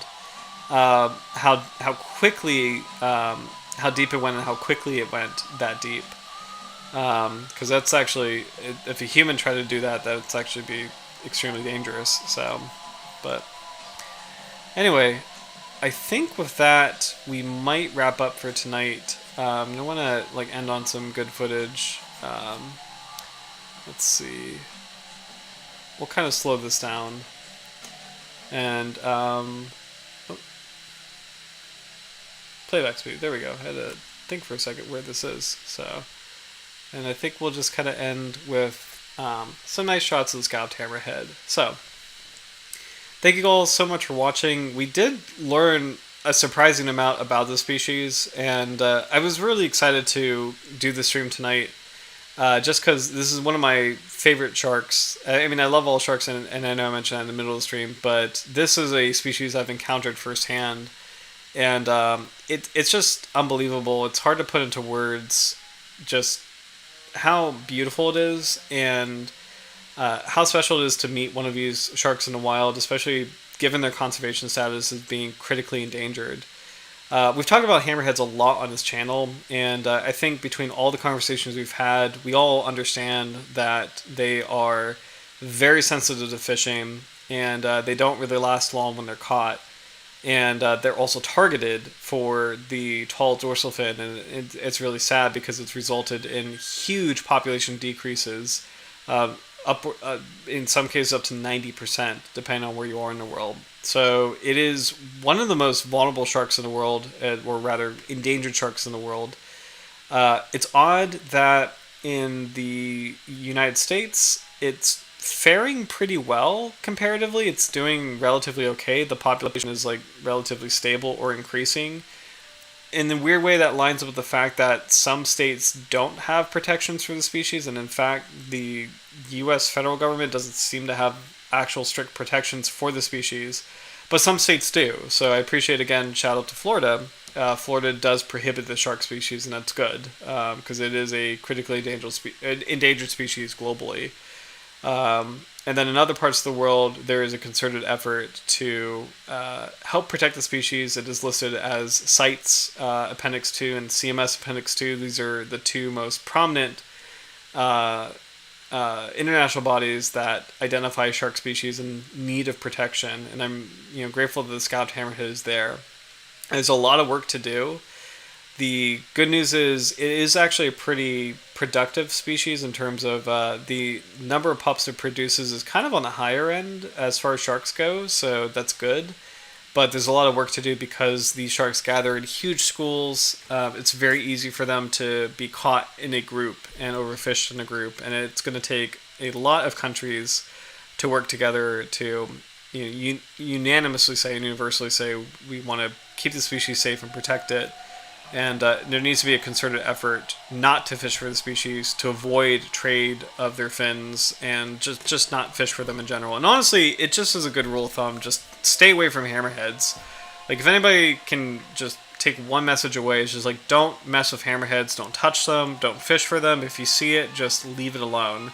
Because it is an extremely critically endangered group. So I'm really glad that we got to dive into more of the research tonight. And I'm actually really glad that the Scalloped Hammerhead was a research-heavy episode. Again, it's so charismatic, and you've seen it everywhere on nature specials that, I thought this was going to be kind of more of like a video-focused night, but I'm really pleased to say that we dove into a lot of interesting research regarding this species in terms of its global populations and how they work genetically. The fact that there's a lot of different nursery areas in the world, and the fact that temperature and the full moon and other strange factors affect where the shark occurs, and that it's very much a part of this world, and a indicator of other forces in this world. So hammerheads famously travel along like lava lines, or like lava flows, like the electromagnetic field of just that different geometric features like lava flows give off. But it's really cool to see that there's other things like turbidity, temperature, and lunar cycle that affect where the shark can be found. And it's exciting as a global species. It's such a cool thing to see how many forces impact it, and how many places that the shark itself impacts, just by being one of those really amazing cosmopolitan animals. So, and I think I'll just fast forward to one of these great gathering clips. So, but thank you so much again for watching. I think we'll keep on chugging along with surprise species. So last week we did the lemon shark. This week we did the scalloped hammerhead. I think we've covered a lot of the basics. And I think it's time to get into some more unusual species again, and I'm excited to learn about more about those species next week. But until then, cheers, have a good week, and I will see you soon. Bye.